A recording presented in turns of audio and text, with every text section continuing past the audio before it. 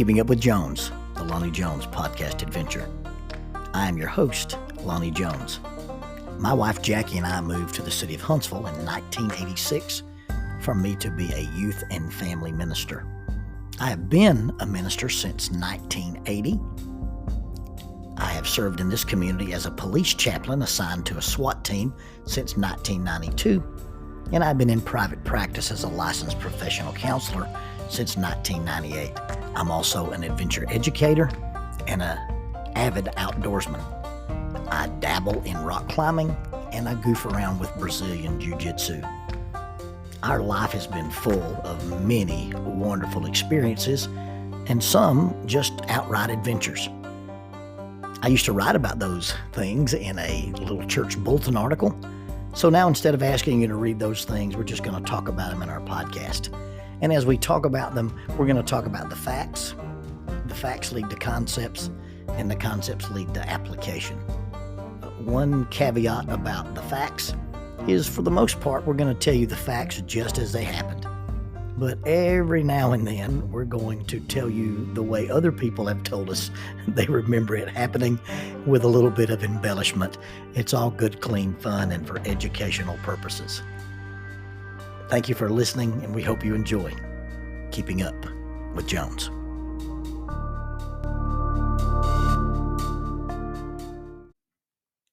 Faulkner University announces a 60% tuition discount for members of the Church of Christ. Now, there are some guidelines. This 60% tuition reduction is applicable to adult undergraduate Bible degrees or graduate Bible degrees from the Curley Graduate School of Theology in the VP Black College of Biblical Studies. You must satisfy all admission requirements and maintain satisfactory academic progress. You must remain continuously enrolled, including summers, until the completion of the degree.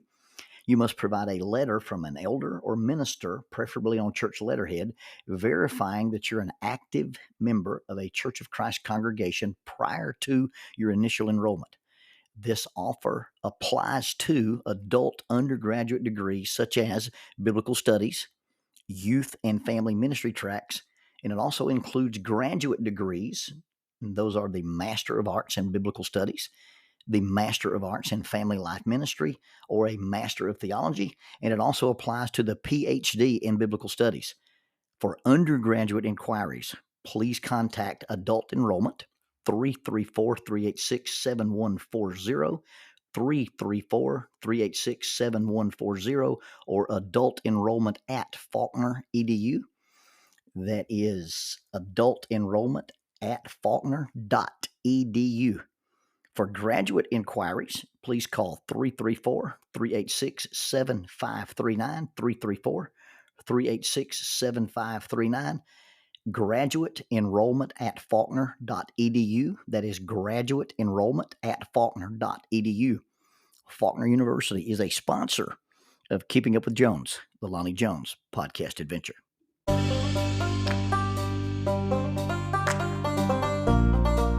TKM Incorporated in Moss, Tennessee is a construction company that specializes in erosion control, seeding, and soil, hydroseeding, hydromulch, minor excavation, and silt fence. They also provide traffic control and construction signs. Their business is keeping people safe, but their passion, their mission, is they wish that all men could be saved. TKM has adopted the nickname the King's Men because as they serve you, they also serve the King. If they could provide any of their services for you, please contact them at 931-243-3958. That is 931-243-3958. Or you can contact them on the net at tkminc2001 at twlakes.net. That is tkminc2001 at twlakes.net. TKM Incorporated is a sponsor of Keeping Up with Jones, the Lonnie Jones podcast adventure.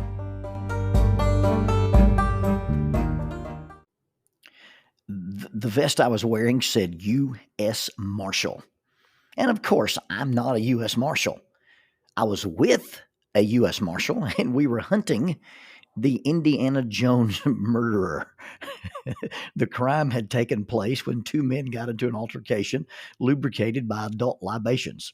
The victim had taken a remonstrating posture and was displaying his martial skills, a boxing stance, and elaborate flourishes with his hands, reminiscent of the scene in Raiders of the Lost Ark, where the big swordsman is spinning the giant scimitar, and as he is brandishing his weapon with deadly precision, Indiana Jones just shoots him. So you should be able to put two and two together and know why it's called the Indiana Jones murder. I'm wearing a Marshall vest because the tactical Toyota is in the shop, and I was driving the original vehicle, the original tactical Toyota, but it is absent of the tactical toys. I don't have a helmet. I don't have a vest. I don't have my radio. I don't even have a toolbox on the back of my old truck because now it has become the mulch mobile. I had been in the truck and had driven to training. And I had to leave training because of an urgent call that came out involving some other police matters. I'd run that errand, and as I returned to the range to meet the guys in the training building, the SWAT guys were leaving in a caravan. So I just turned around and I followed them. And then we linked up with the Gulf Coast Fugitive Task Force, and they were going to go look for this offender. One of the marshals said that I could ride with him. And as we rode there, I explained why I was so poorly equipped. And he said that he had some extra soft body armor that he let me wear. Now, you must understand, clearly, I am not a police officer. I'm not a marshal. I'm not a cop. I'm not a bail bondsman. I'm just a chaplain. Now we get to the target location, and the guys are about to enter the house. I'm kneeling behind the marshal's car, and into the street where all this is going on, this work truck pulls in. It's got equipment on the back. It's got ladders on the top. There's two guys in the front. I'm not sure why anybody in their right mind wants to drive down a street full of marked units with guys in helmets and body armor and a shield and machine guns. But then I'll admit I don't fully understand human behavior. I motioned to the guys in the truck to stop, and they did. Now, they didn't leave. They just stopped, and I guess they wanted to watch the show. Well, while we're all sitting there in kind of this stalemate waiting on the entry team to do their thing, a dude comes walking up. Well, I motioned him that he should go back. He saluted me and he walked away. And in just a few more minutes, a small black car with tinted windows rolls into this intersection or into this joining street that we're at. And so I make the hand motion for them to turn around.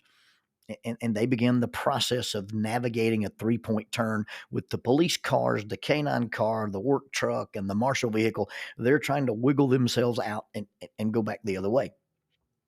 I look back toward the team, and you got the guys in the front yard about to make the entry. You got the guys standing behind cars providing some cover. You got several guys standing around with body armor and machine guns. And in the house just next to the guys standing there, this lady pops out, and she fast walked, if not trotted, between a group of fully armored and armed SWAT guys and me. And she goes right past down the driveway and turns the corner to the edge of the fence. And the element team leader yelled, "Lonnie, don't let them leave." I edged away from the vehicle I was using as cover. In my mind, I rehearsed the takedown that I was planning to use while simultaneously running through my mind why it's my job to stop her when she just walked by a group of guys with machine guns. But nevertheless, I decided, okay, this is how we're going to do this. One must keep in mind clearly that I am not a cop. I'm not a police officer. I'm not a marshal. I have not been sworn, deputized, nor blessed with the ability to apprehend felons. And this often gets confusing. Bear in mind that if we're on a scene and I explain my presence to someone who is in any way, shape, or form vaguely inebriated, and I explain to them what I'm there and what I'm doing, without fail, these words will be said when they explain why they are doing what they're doing. Well, the captain told me to stand here. No. That is chaplain, not captain. In 33 years as a chaplain, I've never needed to use a weapon or any kind of a force while being with the other officers. It's clearly stated in the chaplain handbook in our policy that chaplains don't use, handle, or operate city equipment. But it's also in the policy that we are under the direct orders of the officers we are riding with. If they tell us to stay in the car, we stay in the car. We stay in the car till they get back and tell us to move. It doesn't matter how long it takes them. If they tell us to get out of the car and get in the ditch, we get out of the car and get in the ditch. If they tell us to get out and help, we get out and help. If that's push a car or move an object out of the road or move a body, we do what we've been told. And so here I am, and I've just been told, don't let them leave. I've only been in this situation maybe 2 or 3 times in 33 years. We're on the perimeter of a barricaded suspect. This guy had fled from a warrant, and he was holed up in a hotel. This was years ago. This is when we still had pagers. Aubrey Johnson and I had just come back from a seminar where we'd listened to Friedrich Wentz from the University of South Carolina, and he did his seminar on suicidology. And so Aubrey and I are coming back, and my pager goes off, and we stop and have to use a payphone and find out what's going on.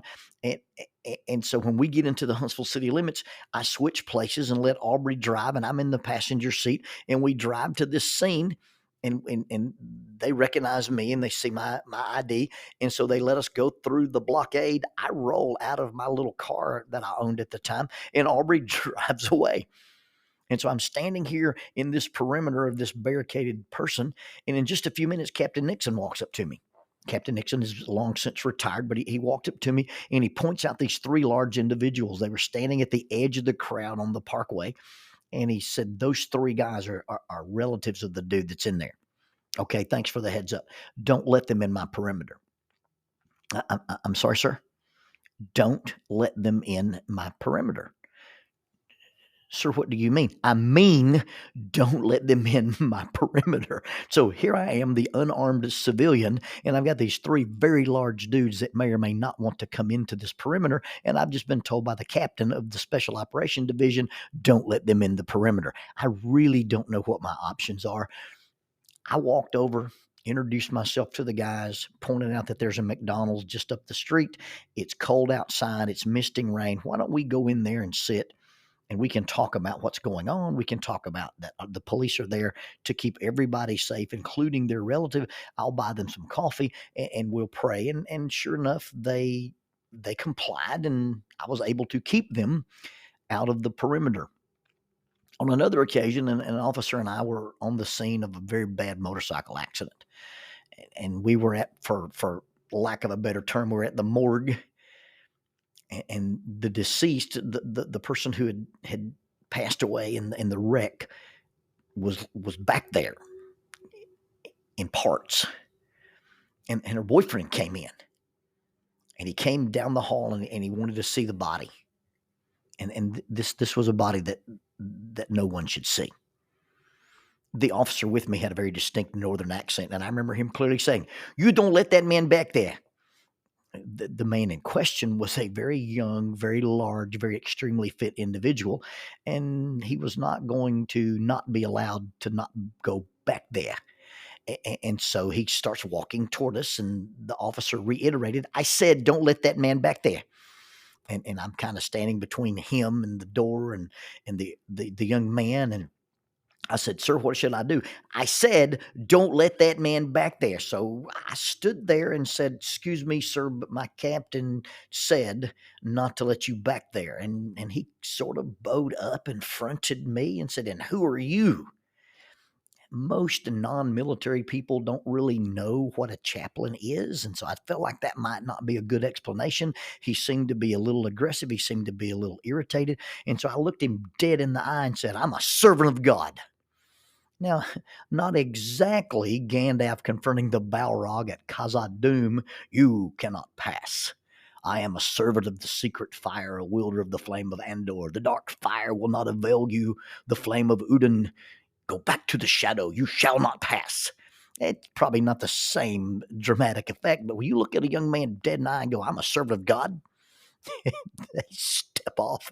It had the desired effect. He didn't try to push past me. He didn't try to get aggressive. He just stayed where he was. So here I am in a similar situation. And I've just heard, don't let them leave.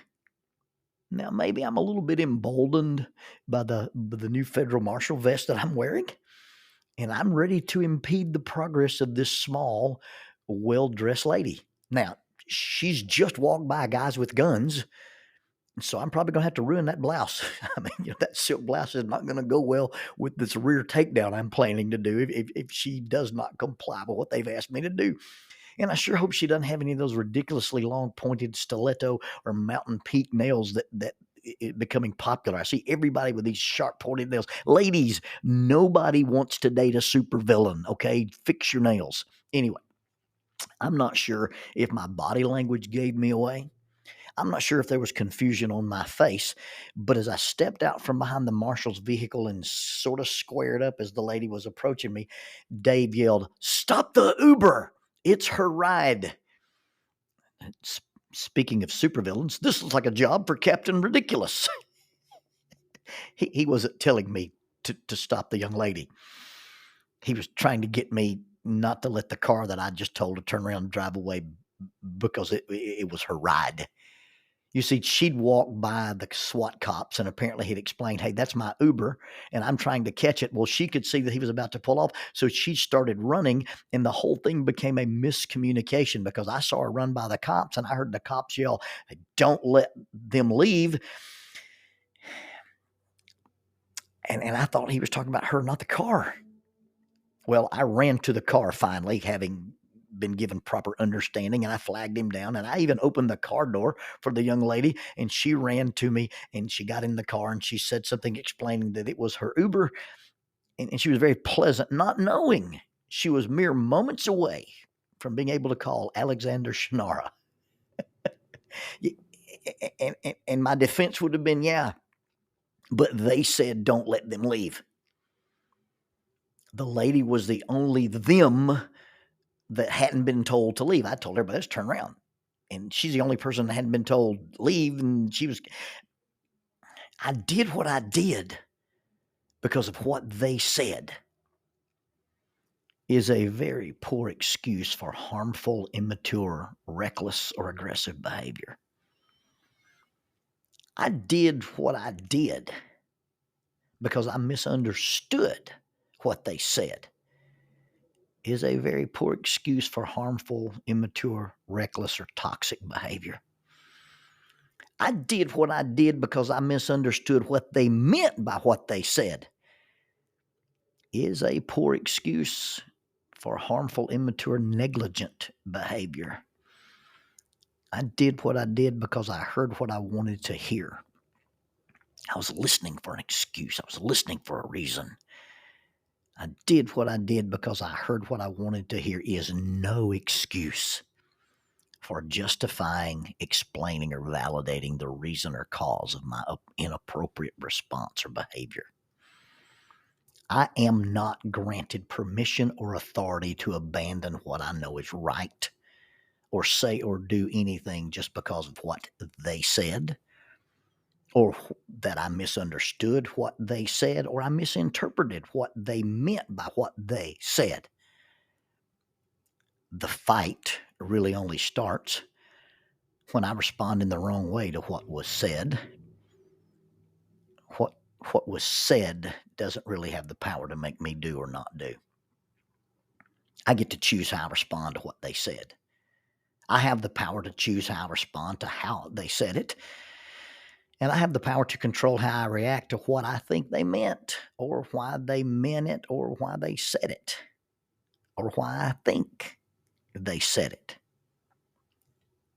I did what I did because of what they said is not always bad. I've listened to the words of other people and made choices and changes that were both beneficial and necessary, but there's a difference between using what somebody said and helping me make a choice and using what somebody says as an excuse to say it caused my behavior. There is a difference between using someone's words as influence and using someone's words as an excuse. Other people's words only have the power I give them, and only have any value to the extent that I use them properly. And if I use them as an excuse, that will not pass.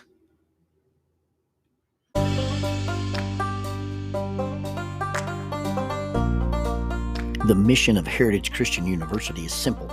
They aim to advance the churches of Christ by equipping servants through undergraduate and graduate programs. Heritage Christian University produces effective communicators of the gospel, focusing on evangelism and a commitment to Scripture. Heritage Christian University is accredited by the Association for Biblical Higher Education and offers the following degrees: Associate of Arts in Biblical Studies, Bachelor of Arts in Biblical Studies, Master of Arts, Master of Ministry, and Master of Divinity. Since 1968, Heritage Christian University, formerly International Bible College, has offered affordable degrees in biblical studies, allowing graduates to thrive in their ministries without the burden of loan debt after graduation. For more information about Heritage Christian University, visit www.hcu.edu. That's 3 W's and a dot. hcu.edu. Heritage Christian University is a sponsor of Keeping Up with Jones, the Lonnie Jones podcast adventure.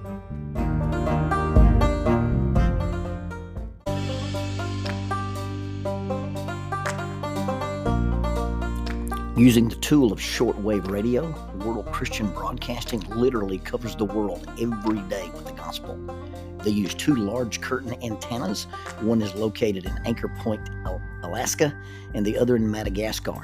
They send out messages that are recorded at their international home in Franklin, Tennessee.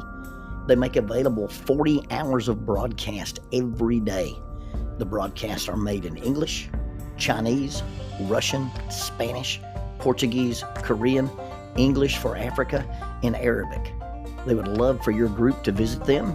You can bring your ladies group, your youth group, or your men's group. Just give them a call at 615-371-8707, 615-371-8707, or you can go to 3 W's and a dot, worldchristian.org, find the Donate Here button, and make a financial contribution to support this work that literally covers the world every day with the gospel.